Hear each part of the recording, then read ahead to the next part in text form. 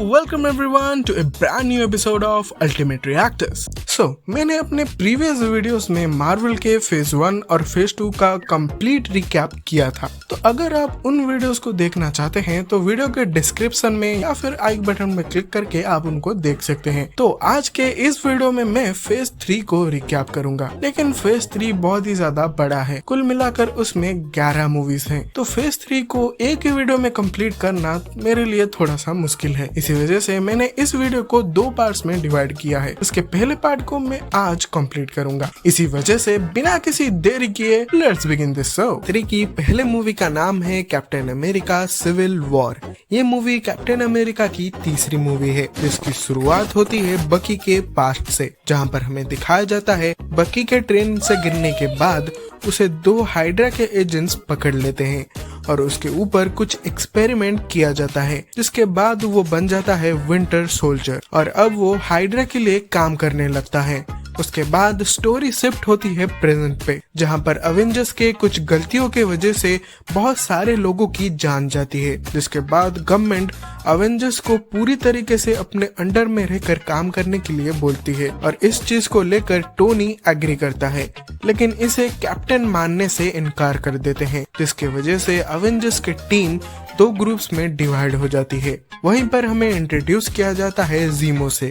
इस आदमी की फैमिली सुकोविया बैटल में मारी गई थी और ये सोचता है कि इसकी फैमिली अवेंजर्स की वजह से मारी गई है और इसका बदला लेने के लिए वो अवेंजर्स को ही एक दूसरे से भिड़ा देता है और इस चीज का इल्जाम वो लगाता है बकी के ऊपर और अपने दोस्त को बचाने के लिए कैप्टन आगे आते हैं और यहाँ पर आयरन मैन बकी को पकड़ने की कोशिश करता है। इसी के वजह से अवेंजर्स की टीम एक दूसरे से ही लड़ने लगती है और यहीं पर हमें इंट्रोड्यूस किया जाता है 2 नए हीरोज को, जिनमें से सबसे पहला है वकांडा का ब्लैक पैंथर और दूसरा है न्यूयॉर्क का स्पाइडरमैन। वहीं पर एंड में ब्लैक पैंथर जीमो को एक्सपोज करता है और फिर क्रेडिट सीन में हमें बकी को दिखाया जाता है, जो कि अभी वकांडा में था और वहां पर रहकर वो अपना ट्रीटमेंट कर रहा था।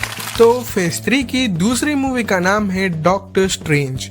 ये कहानी है डॉक्टर स्टीफन स्ट्रेंज की, जो कि असल में एक बहुत टैलेंटेड न्यूरोसर्जन है और स्टीवन के इसी टैलेंट की वजह से वो बहुत ज्यादा रईस भी है और इसी रईस के साथ साथ उसके पास बहुत ज्यादा ईगो भी है और इसी ईगो को साथ लेकर जब वो एक पार्टी में जा रहा होता है तब वहाँ पर उसके साथ एक बहुत बड़ा एक्सीडेंट होता है, जिसके वजह से उसके हाथों के नसें डैमेज हो जाती हैं और अपने हाथों के इलाज के लिए वो कामरताज के पास जाता है, जहां पर उसकी मुलाकात होती है गुरुमा से। वहां पर गुरुमा स्टीफन को अपने असली दुनिया में छिपे हुए जादू के बारे में बताती है और वहीं कामरताज पर रहकर स्टीफन को टाइम स्टोन और डोरमामू के बारे में पता चलता है। असल में डोरमामू एक ऐसा एंटिटी होता है जो कि अंधेरे के ऊपर राज करता है और वो अपने अंधेरे के साम्राज्य को अर्थ पे भी लाना चाहता है और इसी के लिए वो मदद ले रहा था क्राइसिलियस की।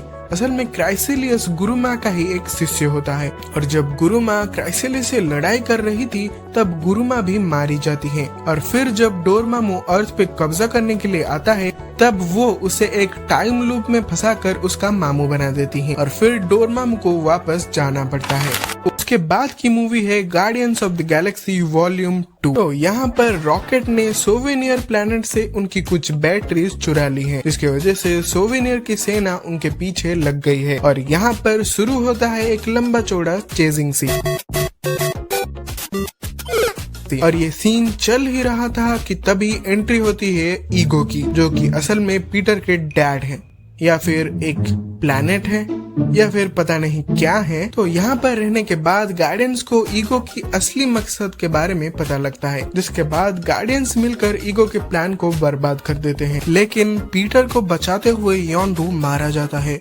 गार्डियंस ऑफ द गैलेक्सी में कुल मिलाकर 5 क्रेडिट सीन है, जिसमें से 2 बहुत ही ज्यादा इम्पोर्टेंट है, जहाँ पर हम पहले क्रेडिट सीन में देखते हैं कि रैवेजर्स की टीम, जो कि एक बहुत पुरानी रुटेरो की टीम थी, वो फिर से एक हो गई है। वहीं पर हम दूसरे क्रेडिट सीन में देखते हैं कि सोवेनियर प्लैनेट की रानी एक नए सुपर हीरो को बना रही है। उसके बाद फेज 3 की 4th मूवी का नाम है स्पाइडरमैन होम कमिंग।